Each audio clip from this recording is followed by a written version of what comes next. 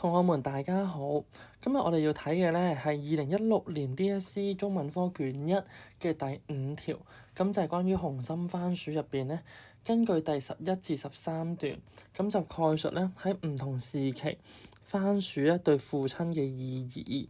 咁首先我哋揀咗3個審題位先，第一就係佢要求我哋呢喺第11至13段㗎，即係第10段啊、第14段嗰啲我哋就唔睇㗎啦。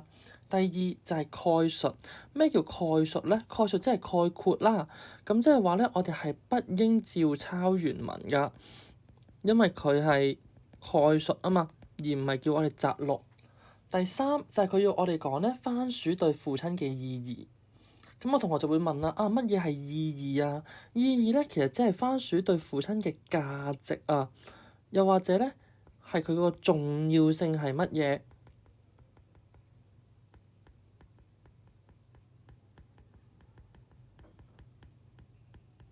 咁有時咧比較抽象嘅，就唔一定係好實在，譬如個作用啦。好，咁我哋望一望嗱，咁我哋睇完題目之後咧，第二個要做嘅就係我哋睇個佢俾我哋嘅示例先。咁首先我哋有左邊3個時期啦，在家鄉躲警暴，咁就係第11段嘅。跟住在南洋參戰就係第12段，然之後戰後在家鄉就13段。咁喺家鄉躲警暴呢，呢一度呢，我哋見到呢，佢要我哋寫番薯對父親嘅意義喎。而個意義呢，係喺邊呢？意義就係喺番薯嘅意義，應該就喺最尾嗰句啦，就係番薯滿足咗父親嘅果腹之需。嗱，我哋見到呢，呢一個係個意義。咁呢個意義呢，我哋見到呢，望翻原文，原文呢，呢一個嘅答案喺邊度呢？就係喺呢一度喎。但警報聲響，父親嘅9個兄弟姊妹，每人就會抱2-3個番薯直奔防空壕，一邊啃番薯。咁嗰陣時咧，有番薯食咧，已經係天大嘅幸福啦。咁考評局咧出卷嘅時候咧，就係望住啃番薯呢幾個字咧，佢就將佢概括，將佢個意義改成咧，就講到成為係果腹之需，即係係糧食嚟嘅。係令到佢哋可以飽肚嘅，咁呢個就係個重要性啦。即係唔食就會餓肚子或者可能餓死嘅喎。即係你一整日都唔會餓死嘅，但係如果長時間就可能會有啲問題啦。咁而前邊呢一個係咩咧？即係嗰個番薯滿足咗父親嘅果腹之需，呢一個位係咩咧？呢個位其實我哋就要諗啦，到底考評局佢想我哋喺呢度寫咩咧？呢一個位咧，其實就係形容緊、描述緊嗰個果腹之需啊。所以呢一個位咧，其實就係番薯咧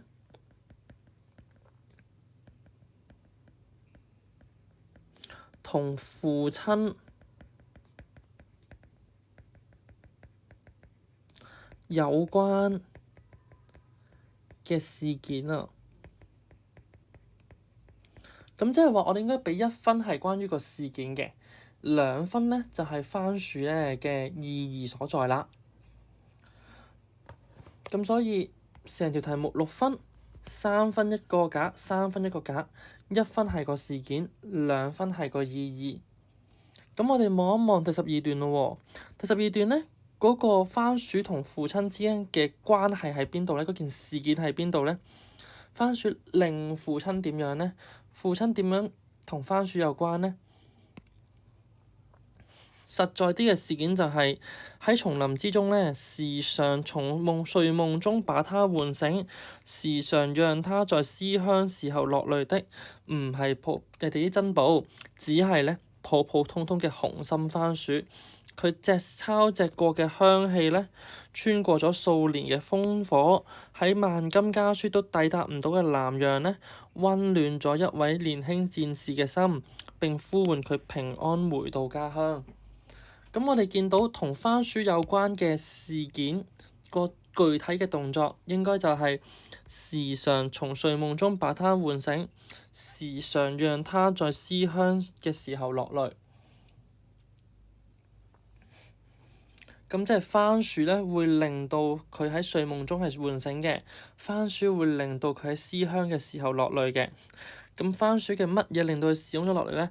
個香氣，番薯個香氣令佢咧喚醒同埋令佢落淚嘅，即係瞓瞓下一覺，有陣番薯嘅香味傳咗出嚟喎，咁佢咪醒咯。咁第二啦，就係個意義喺邊度咧？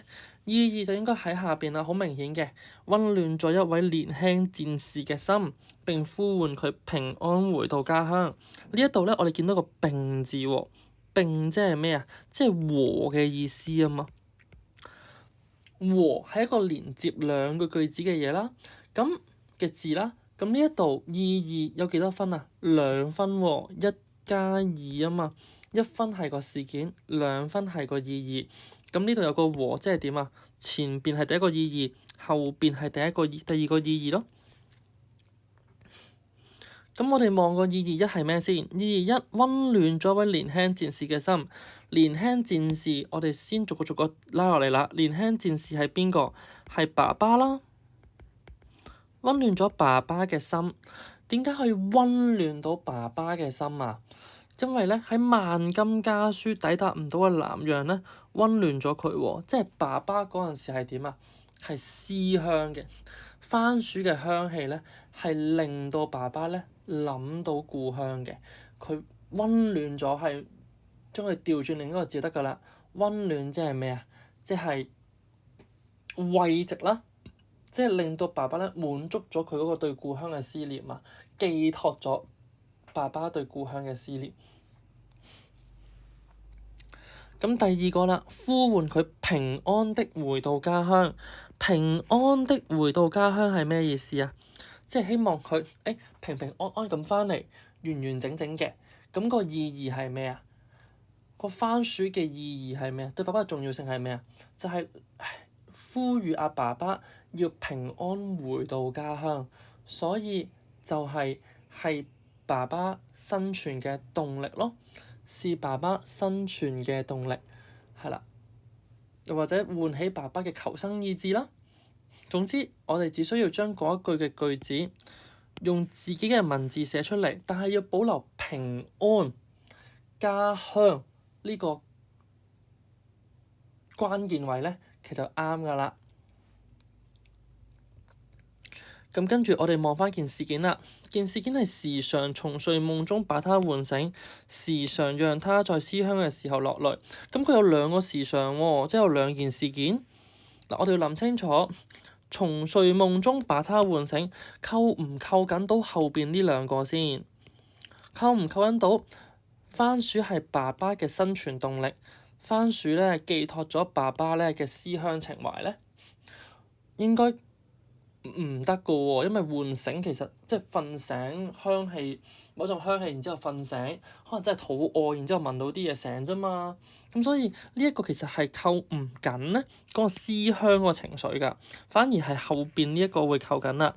所以咧喺我哋答案嘅時候咧，嗰件事件咧嗱，我呢度寫咧就當然係point form 啦，但係同學寫嘅時候咧要完整句子啦，就係番薯咧嘅香味咧。應該就係令父親咧就思鄉而落淚嘅。咁個重點就係個香味啦，同埋係咪落淚啦，或者想到故鄉啦。跟住個意義咧有2個嘅。第一個咧就係溫暖咗一位年輕戰士嘅心。年輕戰士係爸爸，所以溫暖咗爸爸嘅心。點樣溫暖咗爸爸嘅心咧？爸爸個心咧係掛住鄉下嘅，咁所以溫暖咗爸爸掛住鄉下嘅心。咁溫暖啊呢個字係一個觸覺嚟㗎喎，係一個形容緊一個動詞啦。但係溫暖其實佢唔係好直白㗎，所以我哋要將佢變成自己嘅文字。咁我哋就寫慰藉或者寄託都得。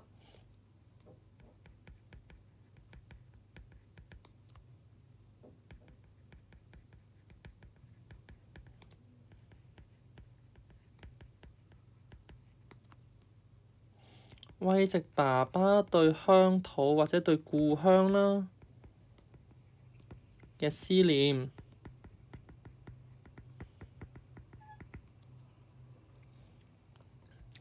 咁第二分係咩？第二分就係呼喚佢平安回到家鄉，所以就提升爸爸生存意志啦。係爸爸咧，係父親咧生存嘅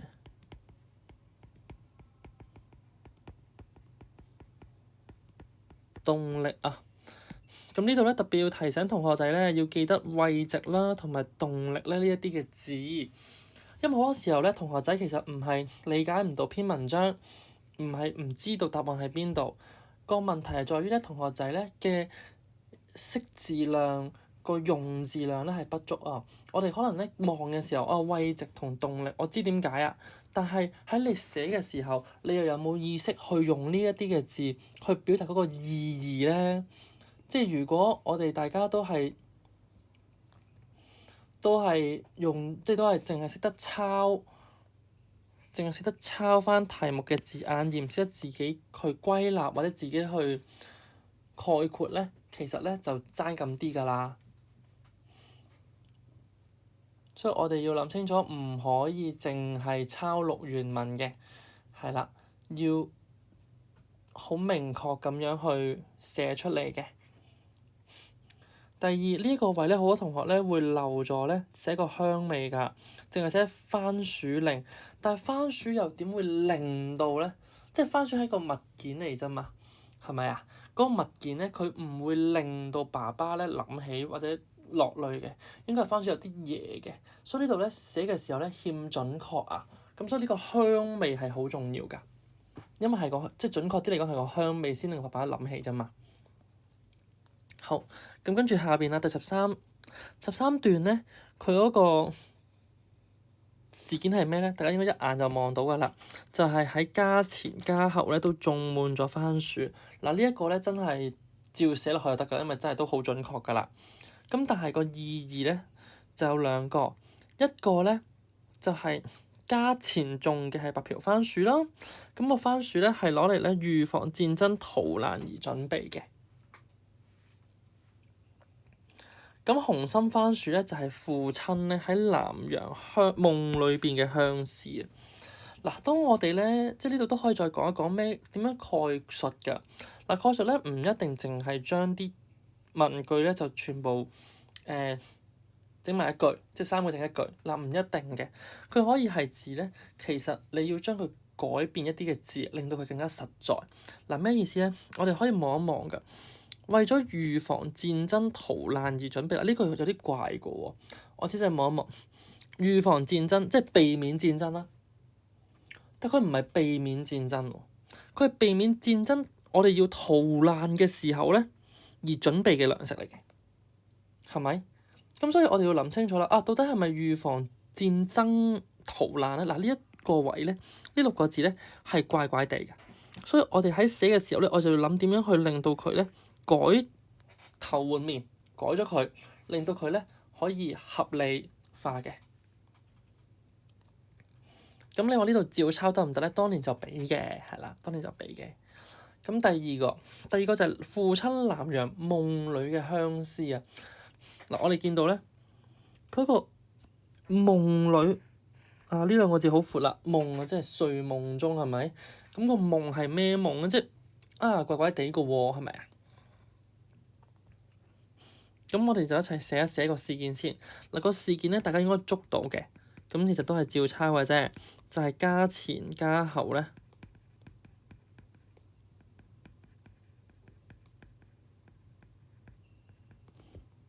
種滿了番薯啦。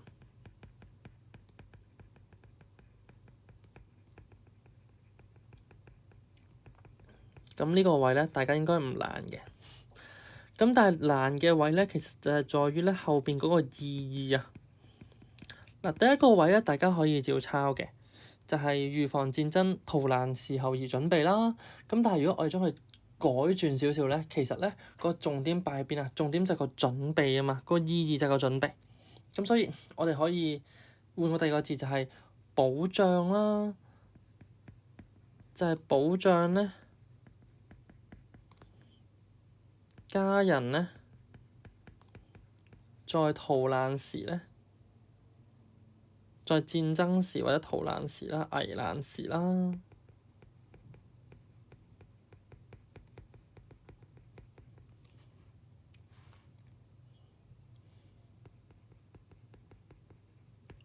得意溫飽，即係總之食飽嘅可以有得食嘅。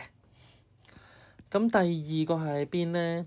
嗱，第二個咧就係父親南陽夢裏嘅相思喎，即係紅心番薯咧就寄託咗啦，或者就令爸爸可以回憶啦，喺南陽參戰嘅時候咧嘅相思。嗱，我將個夢裏呢兩個字咧改做參戰啊。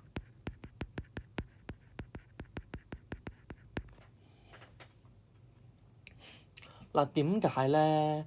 因為咧夢裏呢兩個字就太虛泛啦，太浮泛啦，根本就唔知佢講緊乜。咁所以其實紅心番薯個重點係咩啊？就係紅心番薯咧係令爸爸記翻起啊嘛，令爸爸記翻起，寄託咗咧南陽咧參戰時候咧嘅相思。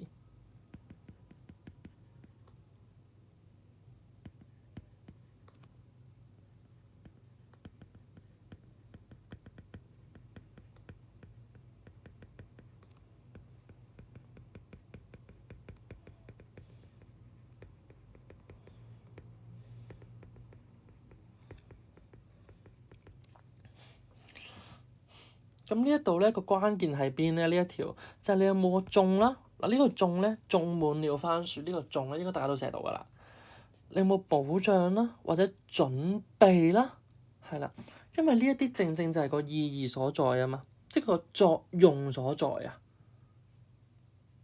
第三就係你有冇寄託啦，你有冇相思啦？嗱，你唔一定係寄託嘅，你可以係銘記，記得，即係種個番薯做咩啊？就令爸爸繼續記得，即係唔好遺忘啊嘛，或者回憶都得嘅，係啦。因為我哋要諗嘅就係爸爸點解要喺家前種番薯，嗰個家後又種番薯，家後種番薯嗰個紅心番薯有咩用？你望翻上邊就係果腹之需嘛，有咩用？個作用唔一定係實體嘅，可以係抽象嘅。當佢有抽象嘅時候，佢某程度上就係個意義嚟㗎啦。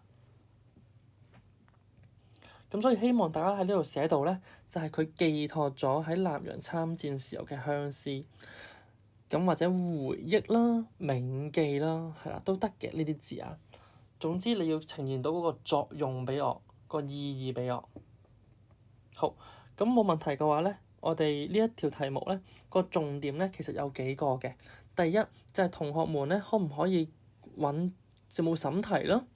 審題嘅時候有冇審到呢三樣嘢？段落嘅分佈啦，然之後概述嘅呢個字啦，我哋唔可以照抄嘅。然之後番薯對父親嘅意義，個意義係咩意思咧？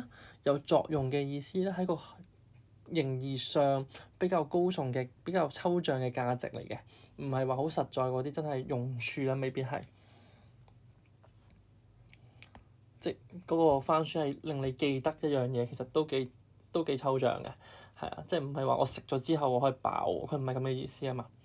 第二就係喺我哋睇事例嘅時候，我哋有冇察到有兩個得分點啦？而得分點一就係番薯同父親嘅有關事件啦，得分點二就係個意義啦。意義應該有2分嘅，因為佢係題目嘅焦點所在。咁我哋分咗呢兩個之後，大家有冇能力可以喺呢個表格入邊拆做1+2呢一個結構咧？咁如果大家見唔到，其實就好難會拎晒3分㗎啦。咁第三，大家嘅腦入邊又有冇呢一堆嘅字咧？例如香味，你又有冇寫到咧？慰藉、動力、保障、寄託、相思呢一啲嘅字眼，大家個腦又有冇呢一啲嘅字咧？咁以上呢幾點咧，就喺大家做呢條題目嘅時候咧，要注意同埋要識嘅地方，希望大家可以運用呢一啲嘅審題技巧喺其他嘅段落入邊。